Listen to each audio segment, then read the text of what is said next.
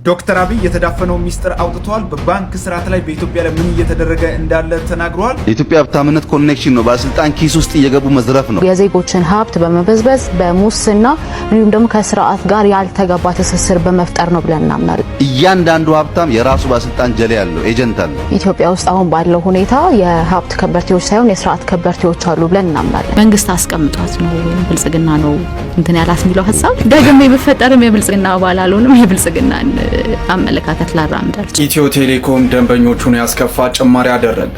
አብይ አህመድ እነዚህ ሰዎች ዞር ካላረግ ህዝቡን ማማረር ነው ያዙትና።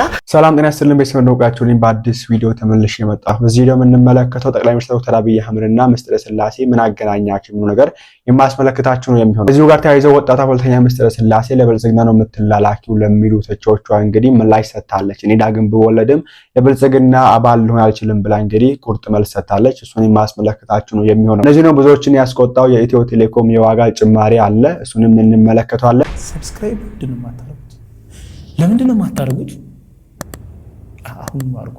መጀመሪያ እንግዲህ ወደ ምስጢረ ስላሴና ወደ ጠቅላይ ሚኒስትር ዶክተር አብይ አህመድ ጉዳይ ከመሄዳችን በፊት ትዝ ካላችሁ ከአንድ ወር በፊት አንድ ቪዲዮ ሰርተን ነበር። ኢትዮ ቴሌኮም የዋጋ ጭማሪ አድርገው ብዙዎች እንግዲህ ቁጣቸውን እየገለጹ ሰርቼላችሁ ነበር ቪዲዮና አሁንም ኢትዮ ቴሌኮም እሱም አልበቃኝም ብሎ የዋጋ ጭማሪ አድርጓል። አሁን ደግሞ ያደረገው ለየት የሚያደርገው 40% ነው ጭማሪ ያደረገው። which means በፊት 6000 ብር የተከፍሉ የነበራችሁ ሰዎች አሁን ደግሞ 15000 ብር እጥፍ ተደርጎ የምትከፍሉበት ሁኔታ ተፈጥሯልና ይሄ ነገር እንግዲህ ብዙዎችን እያስቆጣ ይገኛል። እስቲ አይተን እንመለስ። ኢትዮ ቴሌኮም ደንበኞቹን ያስከፋ ጭማሪ አደረገ። ኢትዮ ቴሌኮም ደበሊ ማምልቶ ተሳ ሙፈቺ ሴታሲሴ ኢትዮ ቴሌኮም ደንበኞቹ በቤታቸው ለሚጠቀሙት የብሮድባንድ ዋይፋይ የኢንተርኔት አገልግሎት ላይ ከፍተኛ የዋጋ ጭማሪ አድርጓል። ቀደም ሲል ለ5 ሜጋባይት ፐር ሰከንድ ፍጥነት ያስከፍል የነበረውን 698 ብር ፍጥነቱን ወደ 7 ሜጋባይት ፐር ሰከንድ ከፍ ማድረጉን በምክንያትነት በማቅረብ ነው በአዲሱ ተመን ላይ 998 ብር ያሳደገው። ኢትዮ ቴሌኮም ተጃጅለ ኢንተርኔቲ ብሮድባንዲ ዋይፋይ ማሚልቶ ተሳብየ ኬሳፍ ደበሊ ገቲ ጉዳጎቹ ቤክሲሴራ ዳበቲቺ ገቲ ሴኮንዲ ቶኮቲ ሜጋባይቲ ሻን ቀርሺ ዲበጃፍ ሰገልተሚ ሰዴቲራ ገረ ሴኮንዲ ቶኮ ሜጋባይቲ ቶርበቲ ጉዲሴራ ሰበበቴችሱን ቀርሺሳ ዲበሰገሊፍ ሰገልተሚ ሰዴት ኦል ጉዲሴራ። ይህም የ300 ብር ጭማሪ ከጊዜ ወደ ጊዜ ደንበኞቹን ያላማከለና ውይይት ሳያደርግ በአገልግሎቶቹ ላይ ጭማሪ ማድረጉ ደንበኞችን አስከፍቷል። በግዴታ ወደ ከፍተኛ ዋጋ እንዲሸጋገሩ መደረጉ ደግሞ ተወዳዳሪ ገበያ ባለመኖሩ ነውም ተብሏል። ደበሊን ቀርሺ ዲበሰዲ ኩን መሪ ቶኮ መሊ ማሚልቶ ተረቲ ካንፈም የሙተው ማሚልቶኒ ኩን ገረገቲ ኦላና ታከጨ አንካኒሳ እንድርቂሲሴ ሰበቢ ቴሌኮሚዳን ገባን ዶርጎሙ ጅራቹ ጣቡቲ ከጎረቤት ሀገር ኬንያ ጋር ሲነጻጸር የኢትዮጵያ ሸማቾች ለዝቅተኛ ፍጥነት ከፍተኛ ዋጋ እየከፈሉ መሆናቸውን ያሳያል። ኢትዮ ቴሌኮሚን ገቲ ሃራፊ ሰደርካ ሰፊሳሳ ብዮተ ኦላ ከን አከ ኬንያ ወሊ ወልብረ ቀበሜ የሙይላለሙ ሰፊ ሰገዲ አናዳፍ ገቲ ኦላና ከፈላ አከ ጅራን ኒ አገርሲሳ። ዛሬ ኢትዮ ቴሌኮም ነዳጅ ጨመረ ነው ብሎ መሰለኝ ዋይፋይ ላይ 45% ጭማሪ አድርጓል። 700 ብር የምንከፍለው ወደ 1000 ብር አስገብቷልና ምንድነው ነዳጅ ጨመረ ብለሽ ነው ፍርዬ? ቆይ እኔ ከ45% በላይ በአንድ ብሮድባንድ ዋይፋይ ላይ ጨመራችሁት። ሰው ታዲያ እንዴት ነው ወደ ዲጂታል ኑ የምንባለው? አብይ አህመድ እነዚህ ሰዎች ዞር ካላረግ ህዝቡን ማማረር ነው ያዙትና በዚህ ሰዓት መንግስት ሁሉ ነገር ወደ ዲጂታላይዜሽን ይዞ ይሄድ ነው። ዲጂታል ነው። ምርጫ ብትሄድ ዲጂታል ነው። በዲጂታል ስለሆነ ኔትወርክ ይፈልጋል። መታወቂያ ላይም ዲጂታል ነው። መታወቂያውም ኔትወርክ ይፈልጋል። እንደገና አሁን መንግስት ሰራተኞች በጠቅላላ የኢትዮ ኮደርን ካልተማራችሁና ሰርቲፋይ ካልሆናችሁ ሰርቲፋይ ደረጃ እድገታችሁ ይቀንሳል ተብሎ ማርክ ይዞ መጥቷል። ይሄን ለመማር የግድ ኔትወርክ ያስፈልጋል። ቤታቸው ገብቶ ዋይፋያቸውን ጠቅጠቅ ለሚያደርጉ ሰዎች ሁሉ መከራ ይዘሽባቸው መጣች እና ማትችሉ ሰዎች እዚህ ስልጣን ላይ ወጥተሻልና ፍርዬ ሪዛይን አርጊ። እግዚአብሔር ምስክሬ ነው። ኢትዮ ቴሌኮም ላይ ያለሽው ሰው ሪዛይን አርጊና ፖለቲካ ቦታ ነው ይሄ ቦታ፣ የነጋዴ ወይ ቸርቻሪ ቦታ አይደለምና ይሄ የብቃት ችግር ነው። ይሄ ቦታ የፖለቲከኛ ነው እንጂ የነጋዴ ወይ ቸርቻሪ ቦታ ፖለቲከኛ ቦታውን አይቶ ነገሮችን ማስተካከል የሚችልበት ቦታ ነው። ሼም ነው። ታራኛ በእኛ ስንናገር ፍርድ ቤት ያንከራትቱናል። እኔ እንዲያው ግራ የሚጋ ነገር ነው ያዘንና ትዝ ይላችኋል። አንድ ወር አልሞላውም እንግዲህ ባለፈው ያሰመናችሁ የዋጋ ጭማሪ አድርገው ኢትዮ ቴሌኮም የዋጋ ጭማሪ ለየት የሚያደርገው አሁን እንግዲህ 7 ሜጋ ታርሰናል ወይ ደግሞ ከ5 ወደ 7 አሳድገናል ነው የሚሉት። ይሰራል ወይ ነው እሱ ራሱ አይሰራም እኮ ችግሩ። አሁን ተው 7 አታርጉ 5ቱ ለቁልን እስቲ እንደዚሁ ሲጀምር 5ቱ ራሱ በማይሰራበት ሁኔታ 7 አርጋናል ብላችሁ 40% ጭማሪ ማምጣት በህዝቡ ላይ እኔ እንጃ ምን ብለን ይሄ ህዝብ ተዘርፎ ያልቅም ኪስ ማውለቅ ነው ያዛችሁት። እውነት ለመናገር ኢትዮ ቴሌኮም ዘረፋ ነው የተያዘው። እዚህ ካላችሁ እንግዲህ ከአንድ በፊት በዚህ መንገድ ሁሉም ሲቃወም ነበር። ኢትዮ ቴሌኮም ለህዝብ አገልግሎት ሰጪ ድርጅት ወይስ የዋጋ ጭማሪ ፋብሪካ ነው? በ2 ወር ጊዜ ውስጥ ብቻ 2 ጊዜ ጭማሪ። ዋጋችሁ እንደ አውሮፕላን ወደ ሰማይ ይወነጨፋል። የኔትወርካችሁ ፍጥነት ግን እንደ ኤሊ በሆዱ እየተሳበ ነው ያለው። ብር ስንከፍል በብርሃን ፍጥነት ትቀበሉናላችሁ። ዳታ ስትሰጡን ግን ሎዲንግ እያላችሁ ትዕግስታችንን ትፈታተኑታላችሁ። ዋጋው በጨመረ ቁጥር ኔትወርኩ አብሮ የሚጨምር መስሎን ነበር። ለካስ እናንተ ጋር ጭማሪ የሚለው ቃል የሚሰራው ለብር ብቻ ነው። የሚገርመው ደግሞ በየሚዲያው ቢሊዮን አተረፍን የሚለው ንግግራችሁ ነው። እንኳን ደስ አላችሁ። ግን ይሄ ትርፍ የመጣው አገልግሎታችሁን አሻሽላችሁ ደንበኛ አትርፋችሁ ወይስ የደሃውን ኪስ አራቅቷችሁ? ህዝቡ በኔትወርክ መቆራረጥ እየመረረው እናንተ ግን በትርፍ ቁጥር ትደንሳላችሁ። አገልግሎት ሰጪ ማለት ደንበኛውን የሚያስደስት እንጂ ደንበኛው እየጮኸ ሪፖርት የሚያሳምር አይደለም። እኛ የምንፈልገው የቢሊዮን ትርፍ ዜና ሳይሆን የከፈልንበትን ፍጥነት የማይቆራረጥ ኔትወርክ ነው። ኢትዮ ቴሌኮም ምንድነው እየተካሄደ ያለው? ዋትስ ጎን ኦን እንዴ? አሁን ፓኬጅ አልቆብኝ ፓኬጅ ልገዛ ገባው ማለት ነው። ከመጀመሪያው ነው የምነግራችሁ። ዴይሊ 63 ብር የነበረው 85 ብር ገብቷል። ወርሃዊ 1300 ብር እንገዛ የነበረው 2375 ብር ገብቷል። አመታዊ 10000 ብር እንገዛ የነበረው 14000 ብር ገብቷል። ማለት እስከ ሆነ ጊዜ 6000 ብር ነበር አመታዊ የምንገዛው። 10000 ብር አድርገውት ጉዳስ ብለውን ነበር። አሁን ደግሞ ይውጣላችሁ ብለው 14000 ብር።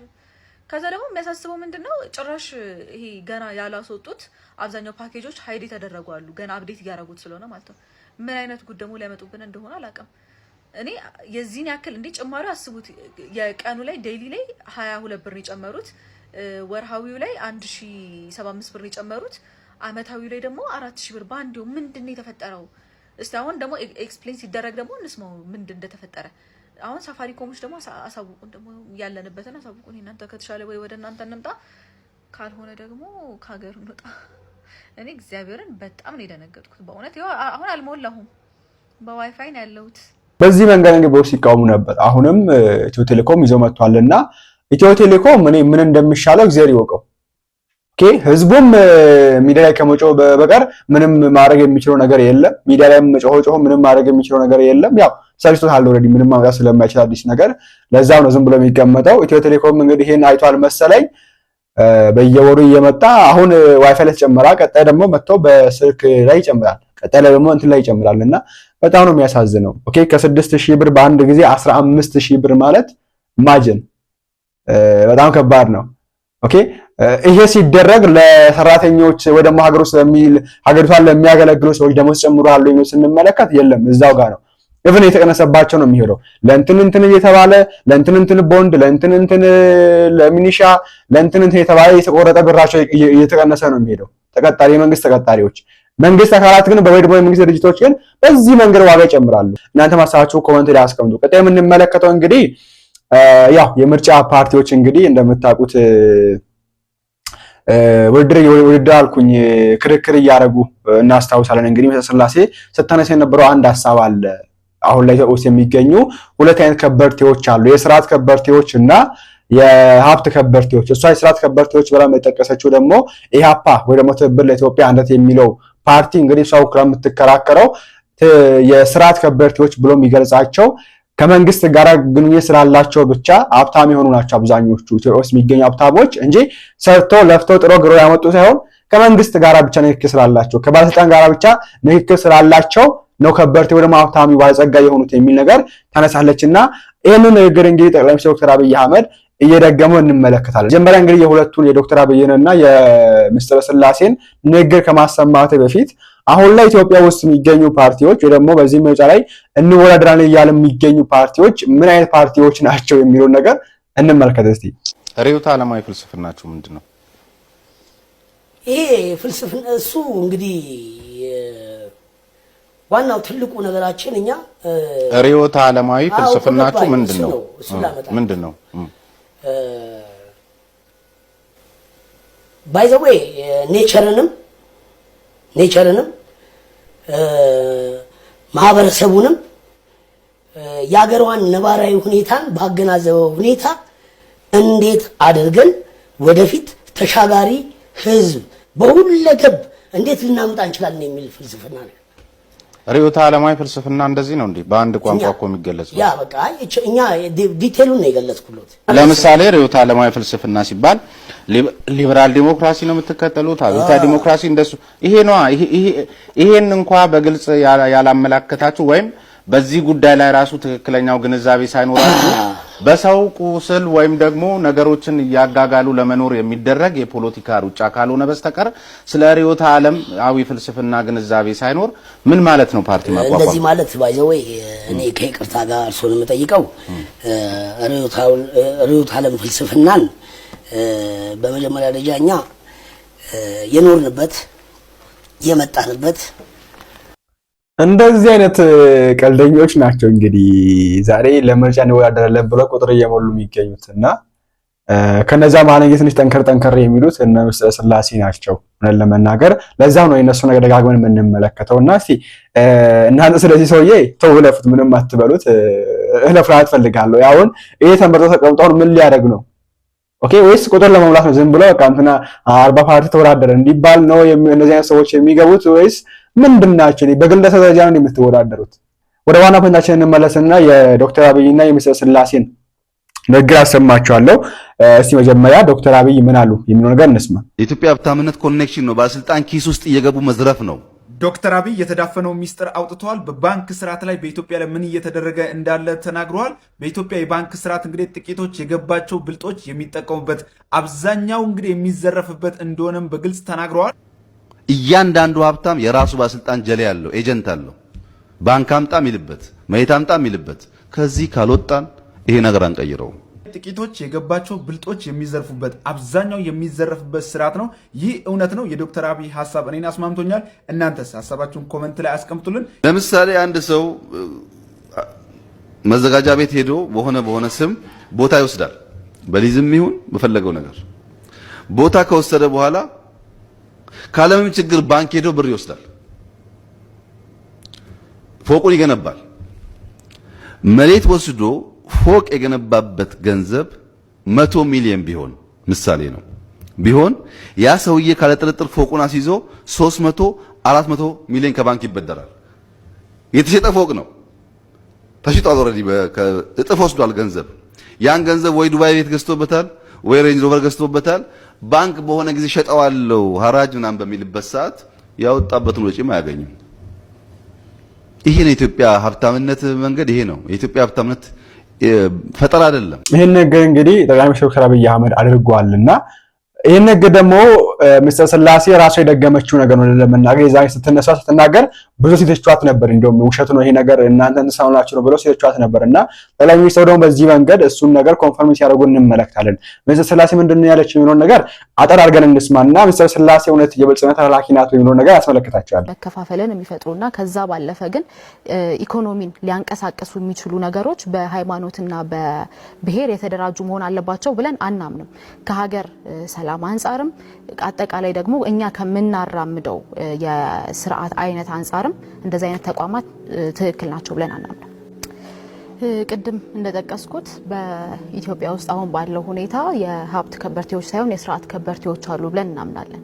እነዚህ የስርዓት ከበርቴዎች የተወለዱት ወይም የተፈጠሩት ደግሞ የዜጎችን ሀብት በመበዝበዝ በሙስና እንዲሁም ደግሞ ከስርዓት ጋር ያልተገባ ትስስር በመፍጠር ነው ብለን እናምናለን። ስለዚህ አሁን ባለን አረዳድ ያሉት የስርዓት ከበርቴዎች ናቸው። እነዛን የስርዓት ከበርቴዎች ደግሞ በማስቆም ወደ የሀብት ከበርቴዎችን በመፍጠር እነዛ የሀብት ከበርቴዎች ለዜጎችም የስራ ዕድል በመፍጠር ለመንግስትም ትክክለኛውን ግብር በመክፈል የሀገር እድገት ላይ አስተዋጽኦ ከበርቴውን ማስቆም ማለት እኮ ኢንቨስትመንትን ማስቆም አይደለም።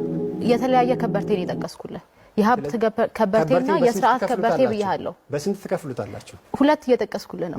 የሀብት ከበርቴ ብያለሁ፣ የስርዓት ከበርቴ ብያለሁ። ዴፊኒሽኑ ላይ መነጋገር እንችላለን። የስርዓት ከበርቴዎቹና የሀብት ከበርቴዎቹን በንጽጽር አስቀምጡ ብትባሉ ኢትዮጵያ ውስጥ የትኛው ይበዛል? የስርዓት ከበርቴ። የስርዓት ከበርቴው ይበዛል። ስለዚህ ከስርዓት ከበርቴው ላባደሩን ነው ከብዝበዛ እንታደገዋለን የምትሉት? በሚገባ። በጥቅሉ ግን ኢትዮጵያ ውስጥ የዳበረ የከበርቴ ስርዓት አለ የለም? የስርዓት ከበርቴ አለ። የዳበረ የሚለው ላይ ነው እንጂ ልዩነቱ የዳበረ የስርዓት ከበርቴ አለ። እሺ፣ ማንፌስቷችሁ ላይ ሌላ ቦታ ላይ ደግሞ በኢትዮጵያ ውስጥ የከበርቴው ስርዓት በወጉ አላደገም ትላላችሁ። እርስዎ ደግሞ የከበርቴው ስርዓት ኢትዮጵያ ውስጥ ያለው የከበርቴ ስርዓት የስርዓት የሚሆን የምንም የዳበረ ነው እያሉኝ ነው።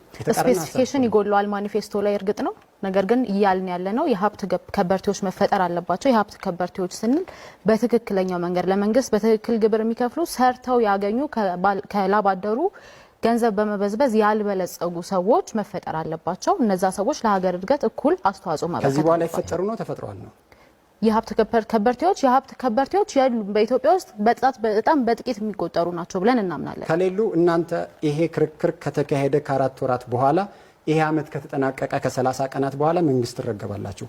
በ4 አመት ውስጥ እንዴት ያለ ከበርቴ ፈጥራችሁ ነው ከከበርቴው ገንዘብ ከፍላችሁ ለሌላው የምታከፋፍሉ? በቅድሚያ የስርዓት ከበርቴዎች እንዳይኖሩ እናደርጋለን። ከመንግስት ጋር ያልተገባ ትስስር በመፍጠር ራሳቸውን የሚያበለጽጉና ምናልባትም በየመሸታ ቤቱ 1 ሚሊዮን 2 ሚሊዮን ባንድ ምሽት የማይከፍሉ ከበርቴዎች መፈጠር አለባቸው ብለን እናምናለን። ምክንያቱም እነዚህ አሁን የጠቀስናቸው የስርዓት ከበርቴዎች ባልተገባ ሁኔታ የሀገርን ሀብት በማካበት ከስርዓት ጋር ያልተገባ ትስስር በመፍጠር ነው እየበለጸጉ ያሉት ብለን ነው የምናምነው።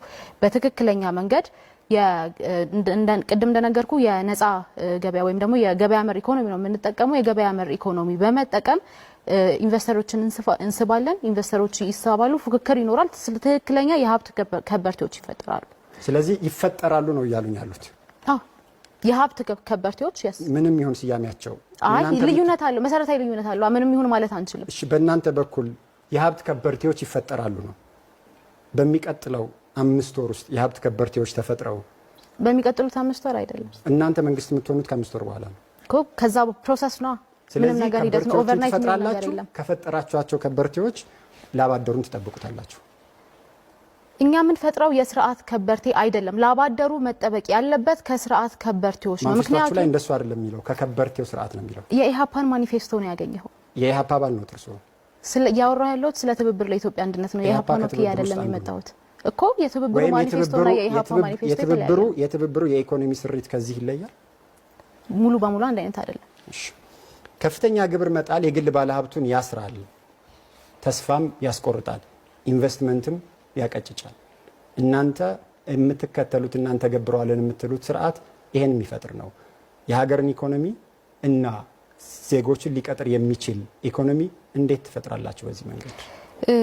ከፍተኛ ኢኮኖሚ ከፍተኛ ግብር በመጣል ሁኔታ ከዚህ አሁን ካለው መንግስት የበለጠ እንጥላለን የሚል እምነት የለንም። ያም አይደለም እቅዳችን። ነገር ግን ተገቢ የሆኑ ግብሮችን በመጣል ግብሩ ለተገቢው የህዝብ አላማ እንዲውል እናደርጋለን። አሁን እየተጣለ ያለውን ግብር በተመን ነው በአሰራር ነው የምትቃወሙ? በተመንም በአሰራር። ተመኑን ታሻሽሉታላችሁ? አዎ። ከምን ወደ ምን? አሁን ያሉት በተለይ ደግሞ በመሰረታዊ አቅርቦቶች ላይ ያለው እንዲሁም ደግሞ አንዳንድ ግብር ሊጣልባቸው የማይገቡ ጉዳዮች አሉ። የተጋነነ ግብርም ለምሳሌ ከሰራተኞች የሚሰበሰብ ግብር የተጋነነ እንደሆነ እናምናለን። ከሲቪል ሰርቫንቱ ሙሉ በሙሉ ወይም ደግሞ ግብር የመሰብሰብ ፍላጎት አይኖረንም። ያም እንኳን ማሳካት ባንችል በጣም ዝቅተኛ ግብር ነው ምንጥለው። ስለዚህ በተመንም በአሰራርም በኩል አሁን ያለውን ሁኔታ አንከተልም። ግብር የምትቀንሱ ከሆነ የሀገር ውስጥ ገቢ ይቀንሳል። የሀገር ውስጥ ገቢ የሚቀንስ ከሆነ የልማት ጥያቄዎችን፣ የካፒታል በጀት፣ የክልሎች ድጎማ በጀትን፣ የዘላቂ ልማት ማስፈጸሚያ ግቦች ከየት ልታገኙ ነው? ግብር ስትቀንሱ ገቢያችሁ ይቀንሳል። የሀገር ውስጥ ገቢ የሚገኘው ከግብር ብቻ አይደለም። ኢትዮጵያን ካለማወቅ ምናልባት የመነጨ ጥያቄ ይመስለኛል። ምክንያቱም አሁን እኮ ለጦርነት እንኳን የሚውሉ በጣም ብዙ ቢሊዮን ዶላሮች እያየን ነው። ስለዚህ መንግስት የሀገር ውስጥ ገቢ ከምንድን ነው የሚገኘው? ከምንድን ነው እናንተ የምታገኙ? አሁን መንግስት እያገኘ ካላቸው አማራጮች ውጭ ምን ታመጣላችሁ ወይም ምን ትጨምራላችሁ? ስለ ግብር ብቻ ነው እያወራሁት። አሁን መንግስት እያገኘ ስላለው ሁኔታ አልገባውም። ነገር ግን ከግብር ብቻ አይደለም ከምን ትጨምራላችሁ እናንተ? ቀጥታ ግብር ከመሰብሰብ ባለፈ መንግስት በሚያስተዳድራቸው ተቋማት ላይ ለምሳሌ ኤክስፖርቶች ሊኖሩ ይችላሉ፣ እንዲሁ ደግሞ ሰርቪሶች ሊኖሩ ይችላሉ። ከዛ ውስጥ በምናገኘው ገንዘብ የውጭ ግብይት ገቢ ነው እንጂ የሚሆነው የግብር ገቢ አይደለም። ከነዚህም ሰዎች እኮ ግብር ሰብስባችሁ ነው ግብርን የምንሰበስበው። ግብር በመጀመሪያ ደረጃ ተመጣጣኝ መሆን አለበት ብለን እናምናለን። የህዝቡን ገቢ ያማከለ የህዝቡን የኑሮ ሁኔታ ያማከለ ገቢ እንሰበስባለን። ከፍተኛ ግብር ማለት ግን ከህዝቡ አቅም በላይ ነው የሚሆነው። ስለዚህ እንደ ትብብር በማኒፌስቶችን ላይ ያስቀምጥ ነው ከህብረተሰቡ ተመጣጣኝ የሆነ ግብርን በመሰብሰብ መልሰን ደግሞ ያ ግብር አሁን እንደሚባለው ለመንግስት አገልግሎት ብቻ ሳይሆን ለህዝብ ተጠቃሚነት እንዲተላለፍ እና በትክክል ለታለመለት አላማና መዋል ላለበት አላማ እንዲውል እናደርጋለን ያለው። እንደዚህ አይነት ነገር እንግዲህ መሰለ ስላሴ በጊዜው አንስታ ነበር ትዝ የሚሏቸው ከሆነ አይተንም ነበርና ሁለት አይነት ከበርቴዎች አሉ። ከነዛ መሃል እንግዲህ ዋነኞቹ ነው ደግሞ አሁን ኢትዮጵያ ውስጥ የበዙት የስርዓት ከበርቴ ደግሞ ይሄ ንክኪ ስላላቸው ብቻ ሀብታም የሆኑ ሳይደፉ ሳይጥሩ ሳይገሩ ያሉ ናቸው የሚል ነው። ይሄን ነገር ደግሞ ራሱ ጠቅላይ ሚኒስትር ዶክተር አብይ አህመድ ኮንፈርም ሲያደርግ እንመለከታለንና ይሄ ነገር እንግዲህ በጣም ስለገረመኝ ነው። እናንተስ ምን ታስባችሁ በዚህ ጉዳይ ላይ? ይሄ ነገር የሚስተካከል ይመስላችኋል? አሁን ያለው መንግስት በራሱ ይሄ ነገር እንደሆነ እንዳለ ካወቀ ሶልቭ ለማድረግ ምን እየሰራ ነው የሚገኘው? ለምን አይሰራም? ወይ ደግሞ የስርዓት ከበርቴ የተባሉት እነዚህን ለምን ሀብታቸው ነጥቆ ወደ ትክክለኛ መንገድ አይመራቸውም የሚለውን ነገር ማንሳት ፈልጋለሁ። እውነት ደግሞ ኢህአፓ ቢመረጥ እንደ ኮት ኢህአፓ ስልጣን ቢይዝ ይሄ ነገር ያደርጋቸው ታስባላችሁ የሚለውን ነገር ኮሜንት ላይ አስቀምጡልኝ። እንግዲህ መሰለ ስላሴ ከምትተችባቸው ነገሮች ማለት አንዱ የብልጽግና ተላላኪ ናት ሆን ተባለ ተቀመጠችው የሚል ነገር ነው። በነገራችን መሰለ ስላሴ ምርጫው ካለፈ በኋላ ትታሰራለች የሚል ነገር በተደጋጋሚ እንሰማለን። ፐርሰናሊ ብዙ ጊዜ አይቻለሁ ሰምቻለሁና ምርጫው ካለፈ በኋላ ትታሰር የሚል ነገር ያይ ነበር። እኔ ወይስ የሆነ ሆኖ ግን መሰለ ስላሴ ወይ ደግሞ ወጣት ፖለቲካ መሰለ ስላሴ ከብልጽግና ጋር አንድ ናት ወይ የሚለውን ነገር ሲከራቷ እንደት ላሰማችሁ። ከዛ ግን ባለፈ ነው በጣም ኮምፎርት የማይሰጠኝ መንግስት አስቀምጧት ነው ወይም ብልጽግና ነው እንትን ያላት የሚለው ሐሳብ ለኔ ኮምፎርት አይሰጠኝም። እሱን ለብቻው ነው የነበር ያስቀምጡት። ለምን እንደሆነ ታውቃለህ? እኔ ደግሜ በፈጠርም የብልጽግና አባል አልሆንም። የብልጽግናን አመለካከት ላራምድ አልችልም። ክርክሮቻችን ተቆርጠው እየወጡ ኢንተርቪዎቻችን እንዳይተላለፉ እየተደረጉ ከዛ ደግሞ ይሄ አንተ በደንብ ትረዳዋለህ ስለ ኮንተንት ብቻ አይደለም የምናወራው ኢንቫይሮንመንቱ በራሱ ማተር ያደርጋልና ከገለልተኝነት አንፃር ጥያቄ ውስጥ የሚገቡ ብዙ ነገሮች ባለበት ሁኔታ እሱም ተሟልቷል ብለን እናስብ ሊጠራ ነው የሚል መልእክት አገኙ። ኦኬ ሰላማዊ ሰልፍ መጥራት መብታችን ነው፣ ምናፍርበት ወይም የሚያሸማቀቀን ነገር አይደለም። ኦፊሻል አለማድረጋችን ደግሞ ያም በፈለግነው ሰዓት የማድረግ መብት ስላለን ያም መብታችን ነው። እሱን ሁሉ በመጣስ እንግዲህ መንግስት እንደምታውቀው በተደጋጋሚ ለሰላማዊ ትግል ነው ቅድሚያ የሚሰጠው፣ ሰላማዊ ትግል መታገል አለባችሁ ይላል። በዚህ መንገድ ደግሞ ሰላማዊ ትግል ለማድረግ ስንሞክር በቀጥታ ከብልጽግና ጋር ግንኙነት እንዳላቸው የምናውቃቸው ካድሬዎች ጭምር በሽብርተኝነት መክሰስ ጀመሩ። በእኔ እንደ ሰው ነው መልስል እኔ እንደ ሰው ከብልጽግና ጋር የሚያስተባብር አንዳችም ነገር እንደ ፓርቲስ የሚያስተባብራችሁ ሞክራችሁ ታውቃላችሁ? ተቀባይነት አጥቶ ነው ነው የለን። ሞክረንም አናውቅም፣ ልንሞክርም አንፈልግም። የማንፈልግባቸው ምክንያቶች ደግሞ አሉ። ለኢትዮጵያ ይሄ ፖለቲካ ፍኖት ለምን አስፈልጋለሁ ብለሽ አሰብሽ? ለምሳሌ በአብዛኞቹ ቦታዎች አዲስ አበባን ጨምረህ መቀስቀስ አንችልም። ለምሳሌ ህዝባዊ ስብሰባ ስንጠራ ተከልክለናል። በቃ አይሳካም ተብሎ እንዴት አንድ ጉዞ ይጀመራል? ወደ ፖለቲካ መግባት ስፈልግ የሀፓን ብቻ አይደለም ያየሁት፣ ብዙ የፖለቲካ ፓርቲዎችን አይቻለሁ። ፖለቲከኛ ነኝ አይደል? ግን እዚህ ህዝብ አካል ነኝ። ስለዚህ የጠየኳቸው ጥያቄዎች የኔም ጥያቄዎች ናቸው፣ እኔ እንዲጠየቁ የምፈልጋቸው ጥያቄዎች ናቸውና ተጠይቀው ደግሞ መመለስ አለባቸው ብዬ የማስባቸው ጥያቄዎች ናቸው። ሌላ መንገድ እንዲከተሉ እኮ እየሞከርክ ነው ያለው እንደ መንግስት፣ በእኛ አረዳድ ማለት ነው። ነፃና ፍትሃዊ ይሆናል ብለሽ ትጠብቂያለሽ? እንደ ግለሰብ እንደ ግለሰብ አልጠብቅም። እንደ ፓርቲ የሚያስቀምጥናቸው ቅድመ ሁኔታዎች አሉ። እነዚህ እንደምትሰሙት ነው። በዚህ መንገድ እንግዲህ ምላሽ ሰጥታለች እና በእንዳግም ብወለድም ራሱ የዚህ ስርዓት አካል ልሆን አባል ልሆን አልችልም የሚል ነገር ታንስታንሳ እንመለከታለን። ስላሴ በነገራችን ላይ በዚህ ምርጫ ላይ ተወዳድረን እናሸንፋለን የሚል እይታ የላትም። እዚህ ጋር ተናገረች ወይ ደግሞ በፊት ስትናገር እንደምንሰማት ከሆነ የላትም እንደዚህ ተቋም ወይ ደግሞ እንደዚህ ነገር አብዛኞቹ ፓርቲዎች አሁን ላይ ተወዳድረን እናሸንፋለን የሚል ነገር የላቸውም። ግን ጥያቄ ማንሳት ፈልገው እዚህ ጋር ኦኬ ማታሸንፉ ከሆነ ማታርፉ ከሆነ ነገር ፍትሃዊ አይደለም ብላችሁ የምታምኑ ከሆነ እዛ ውስጥ ገብቶ ምን ማድረጉ ለምን አስፈለገ የሚል ነገር ማንሳት ፈልጋለሁ። አሁን በሰላስ ምድር የምትለው ምርጫ ላይ እናሸንፋለን ደግሞ ፍትሃዊ ይሆናል ብዬ አላስብም አለች። ኦኬ ምን ሰራላችሁ ታዲያ እዛ ውስጥ ሌሎቻችሁ? ኦኬ ሌሎች ፓርቲዎች እኔ ጥቅሙ ስላልገባኝ ነው፣ ይሄ የግል ጥያቄ ነው። ሌሎች ፓርቲዎችም ይሄ ነገር እንደማይሆን ካወቃችሁ ሄደው ምርጫው ፍትሃዊ እንደማይሆን ካወቃችሁ ምንድነው እዛ ውስጥ የምትሰሩት?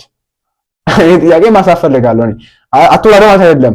ይሄን ነገር ካወቃችሁ 100% በዚህ ነገር እርግጠኛ ከሆናችሁ ምን ለመሆን ነው የምትወዳደሩት ታዲያ የሚል ነገር ማንሳት ፈልጋለሁና በአጭሩ ስላሴ እንግዲህ ብዙዎቹ ጥያቄ እንደዚህ ምላሽ ሰጥታለች። እንዌስ የዛሬዋችን ይሄን ይመስላል። አይ ሆፕ አዲስ ነገር ወስዳችሁበት እንደተማራችሁበትም አልጠራጠርም። በቀጣዩ እንመለሳለን። አዲስ ነገር ካለ ላይክ እና ሼር ማድረግ እንዳይረሳ። ቸር ቆዩልኝ።